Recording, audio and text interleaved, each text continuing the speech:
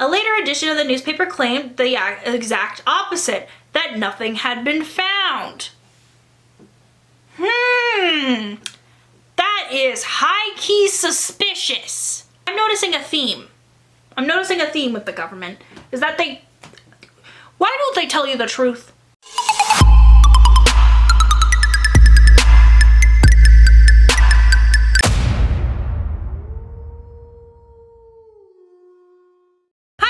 Welcome back to my channel. Today I'm going to be sharing with you 7 stories of UFO encounters with one person being abducted by these aliens.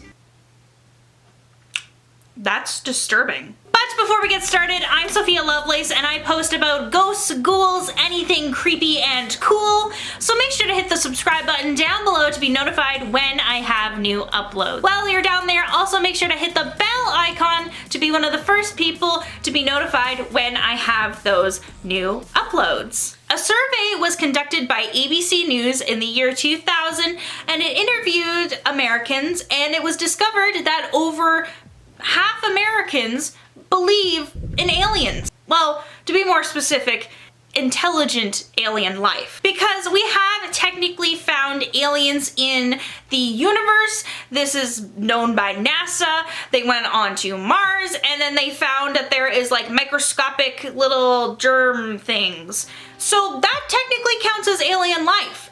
But these nearly half Americans believe that there is actually intelligent aliens that can build like spacecrafts and stuff. Also in this study, it discovered that nearly 40 million Americans have either encountered a UFO themselves or they know someone personally that has encountered a UFO or an alien. And just to give you some perspective about how big 40 million is, there is 34 million people living in Canada, which is where I live, so therefore more Americans have encountered UFOs and aliens than the population of Canada, which happens to be the same population of the state of California. Yes, it's weird that Canada has 34 million people and so does the state of California, considering how big Canada is and considering how small California is. Now I should specify what the acronym UFO actually means. Can you hear my cat crying? Oh geez. What do you want, baby Shadow? Oh, no. Well, that's really sad. Look! Hey, YouTube! Oh, yes, you want to be held in the video. Oh, no, he does not want to be in my UFO video. I think he's a non-believer. So I should specify in this video that the acronym UFO actually stands for Unidentified Flying Object.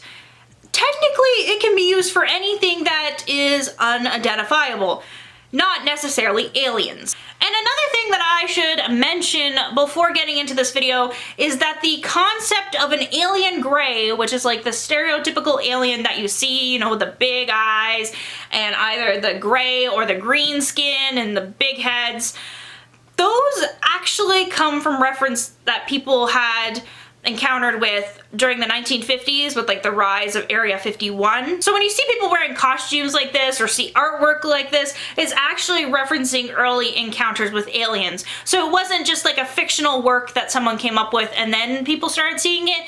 That actual picture of the alien is what people reported seeing in the 1950s, and then it kind of blew up and now this looks like the stereotypical alien. Which, at least for me, when I heard that, I was like, oh, that makes a lot of sense. It adds a little bit more credibility to stories I hear about aliens because, you know, when somebody comes up and tells you, oh, I saw the most stereotypical looking alien, you're not likely to believe them because you think that Hollywood just made it up and decided this is what an alien looks like. But actually, this is what people reported seeing in the early 1950s, and then Hollywood decided to run with it and make it the stereotypical alien. Now, I don't have a source for that because I just remember watching a documentary about it on either Discovery Channel or History Channel like years ago. Like it had to have been like 5 years ago. It was a long time. So I don't have a source for that. It's just something I saw and was like, oh, that makes a lot of sense. So first I'm gonna start off with the famous story that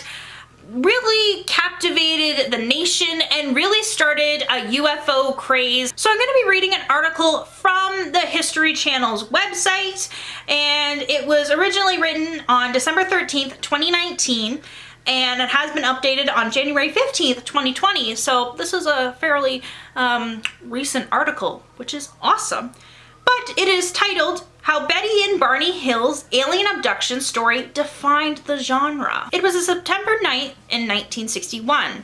They hadn't seen a car for miles, and a strange light in the sky seemed to be following them. When they finally got home to Portsmouth at dawn, they were far from relieved. They felt dirty.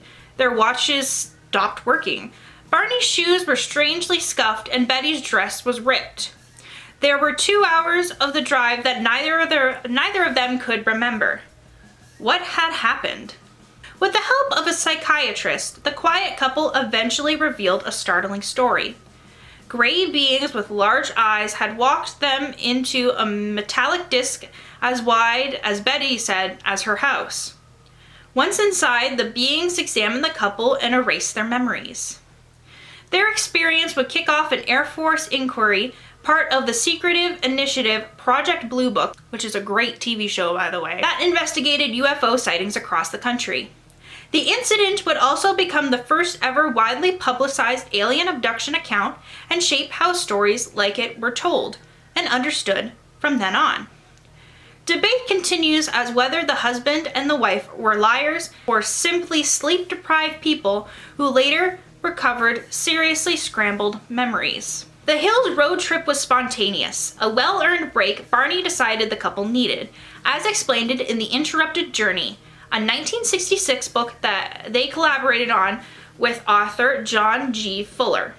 Barney worked a grueling night shift at the post office, driving 60 miles each way. Betty's job handling state child welfare cases was not easier. The little free time the biracial couple had was devoted to their church and activities related to the civil rights movement. After 16 months of marriage, Betty and Barney saw the trip through Montreal and Niagara Falls as a delayed honeymoon. They left so impulsively that they had no time to go to the bank before it closed for the weekend. They got into their car with less than $70 in their pocket. But also remember, this was the 1960s, so $70 went a lot further than it would today. On the last night of their 3-day trip, the tired couple sipped coffee in a Vermont diner to recharge before driving back. Barney figured if they pushed through, they could beat the wind and the rains from an approaching hurricane. They left the diner around 10 p.m., estimating that they could reach their red framed house in Portsmouth, New Hampshire around 2 a.m. or 3 a.m. at the latest. As they drove, a strange light in the sky gave another reason to hurry. At first it looked like a falling star, but grew brighter with each mile.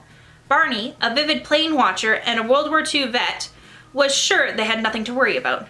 "It's just a satellite," he assured Betty. The light seemed to move with the car as Barney steered down the curving mountain road. "Barney," she told her husband, "if you think that's a satellite or a star, you're being completely ridiculous." He knew she was right. Barney had an IQ of 140, noted Fuller in his book. Okay, one thing I want to note about the IQ score, so if you don't know anything about IQ scores, basically 140 is significantly above average. So the average IQ range falls between 100 and 120, so he has 20 points above the average person.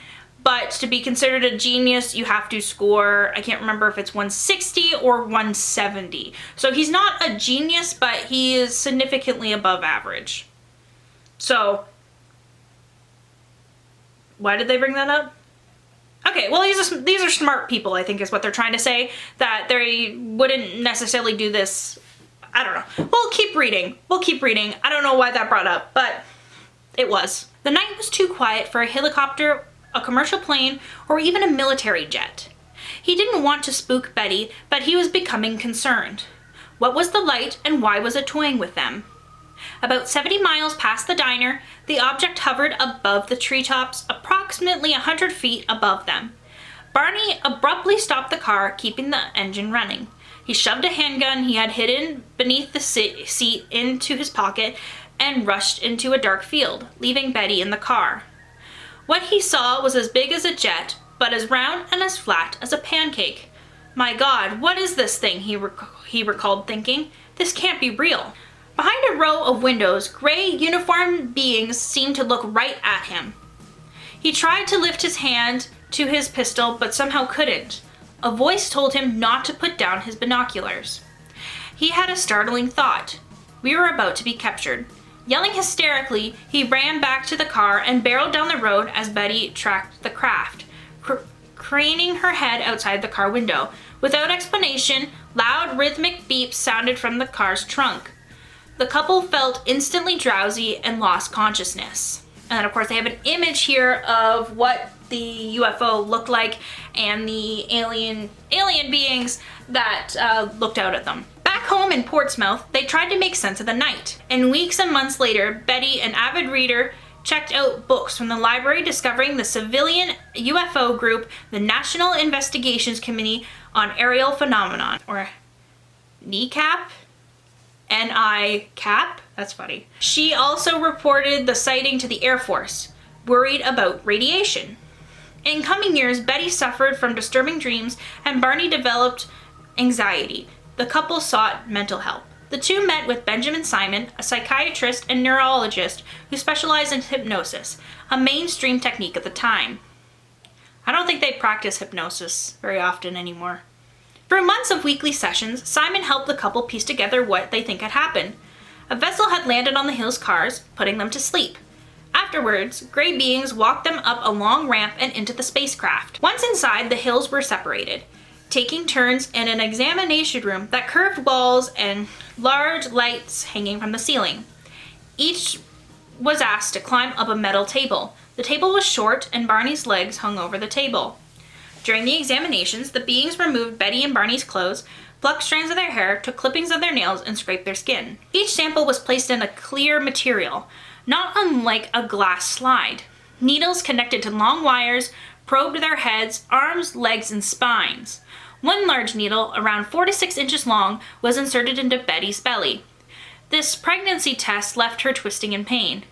Throughout, a being Barney and Benny called the leader watched from the inside. After Betty's examination ended, the beings rushed back to their room, excited. They discovered Barney's teeth could be removed. Betty laughed, explaining that Barney had dentures, a fact of human aging that the beings struggled to understand. Later, alone with the leader, Betty asked where the craft had flown, admitting that she knew little of the universe. The being joked with her, saying, "If you don't know where you are, then there wouldn't be any point in telling you where I am." That's, pretty creepy, but kind of true. Later, under hypnosis, she drew a star map shown to her on the ship. In 1965, the Hills story was picked up by the Boston newspaper. After that, everything changed. The quiet couple's story became the subject of a best-selling book and a movie starring James Earl Jones, who played the voice of Darth Vader.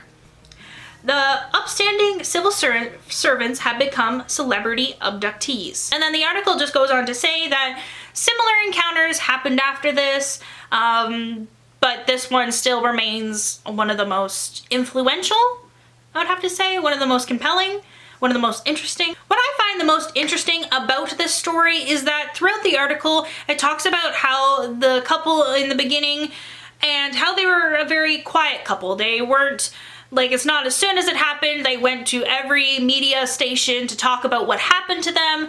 Betty said, she just called the Air Force because she was worried about radiation. And of course, this was kind of during the Cold War, so that makes sense. Maybe that was a enemy military plane or something like that. So it makes sense why she would tell the Air Force, and I think it adds some credibility to it because they're not trying to become famous. They did publish a few books with other people, but I think even just publishing a book with another person demonstrates that they're not necessarily doing it because they want to become famous. Like it said in the article, Barney had an IQ of 140, so I think it would, or at least maybe I'm using a modern way of thinking, but I think that he would be able to write a book on his own and save all the profits for himself and his wife. But since they partnered with different people, giving interviews to people who asked, it kind of demonstrates that they're not necessarily doing it for money or for fame. Or that's my opinion on it. What do you guys think? Make sure to leave your comments down below. What do you think about this story? Next, I'm going to be reading 6 stories of UFO sightings, which I think a lot of them are super compelling.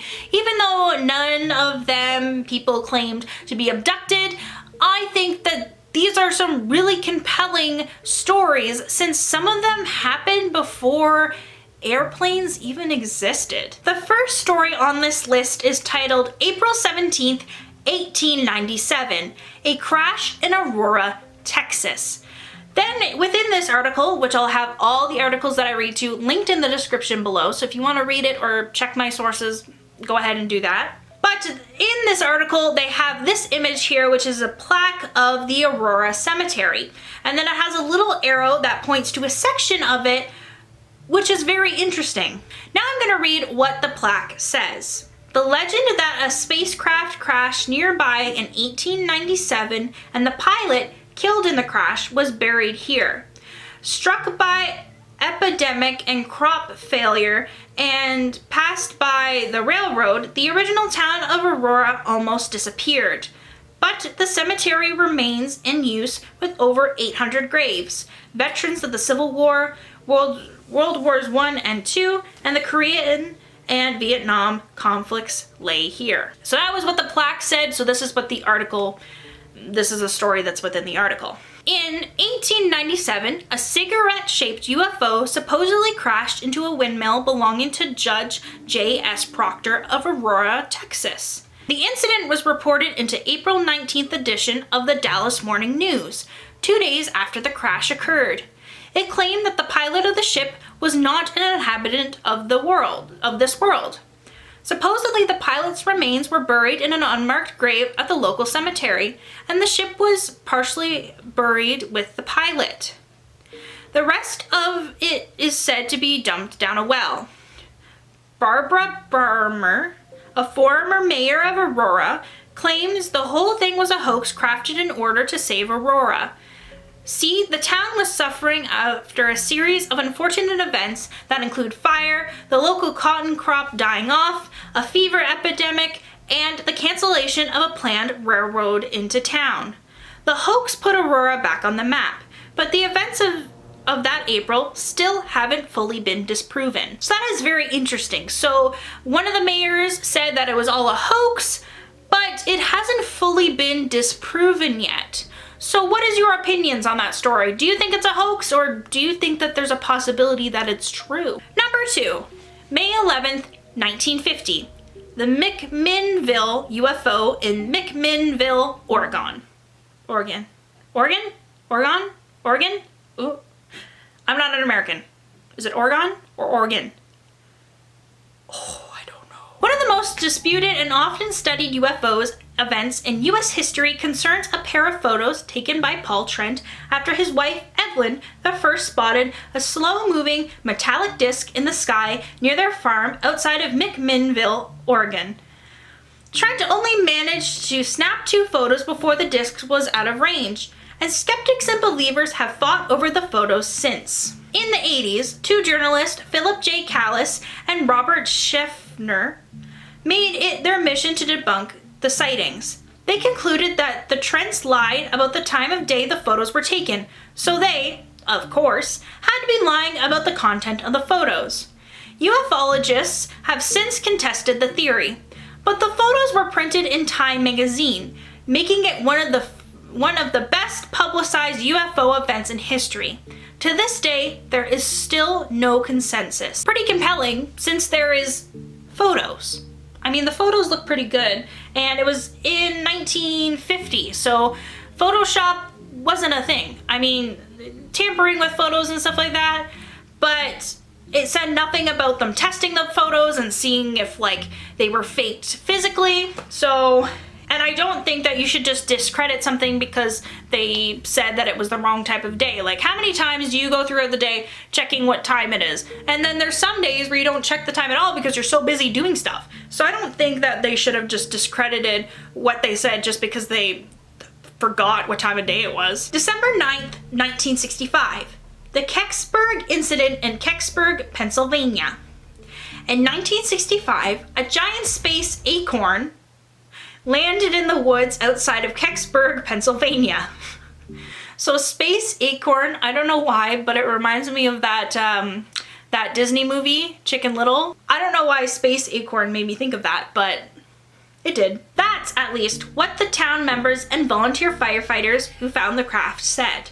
The alien craft was supposedly the size of a car and covered in writings that resembled Egyptian hieroglyphs.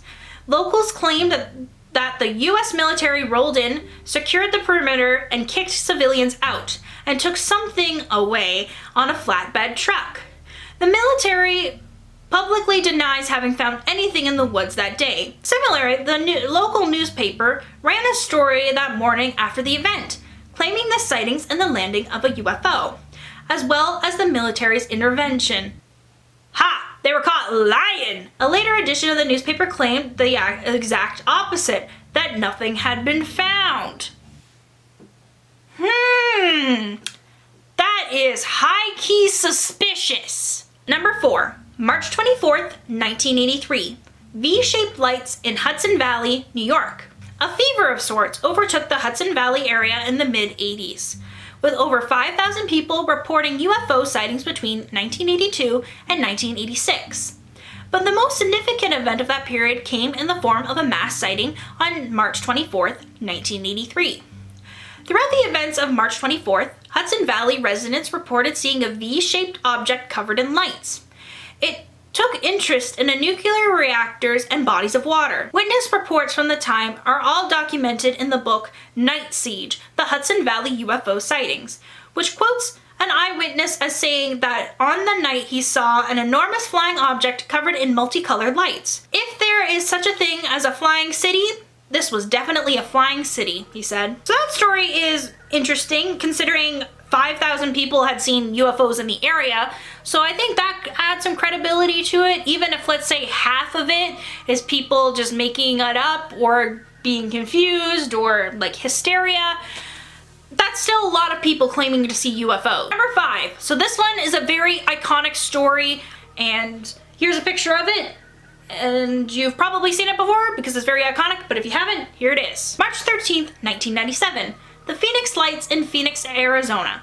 The 1997 Phoenix Lights was one of the most documented sightings in US history. Phoenix light deniers tend to settle on the explanation that lights were either flares or a military thing, as there are several military and Air Force bases in the Phoenix area. Yeah, it makes me pretty uncomfortable seeing this footage and seeing this picture. If I can find footage, I will leave links to it in the description so you can watch it because it's pretty disturbing. January 8th, 2008.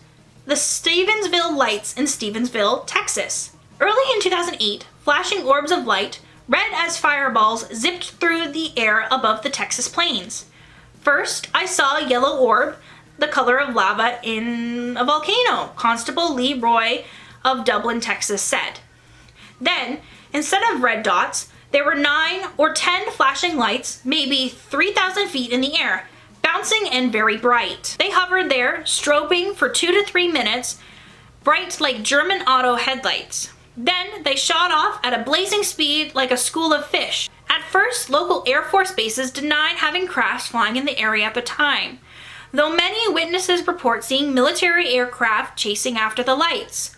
On January 23rd, it changed its tune, saying it had been conducting training flights in the Stephenville area involving 10 fighter jets at the time. That one's pretty sketchy that they constantly change their story. The government. I'm noticing a theme. With the government. Is that why don't they tell you the truth? So what do you guys think about these UFO encounters? Are they real? Are they all a hoax? Are they all fake? Make sure also to like this video because it lets me know that you're liking the content that I am posting. And if you like my stuff and you want to see more of it, make sure to hit the subscribe button down below to be notified when I have new uploads. Also, while you're down there, make sure to hit the bell icon to be one of the first people notified when I have new uploads. And I think that's it for today, and bye! I hope the US government doesn't come after me after posting this. So if I go missing after this, send help.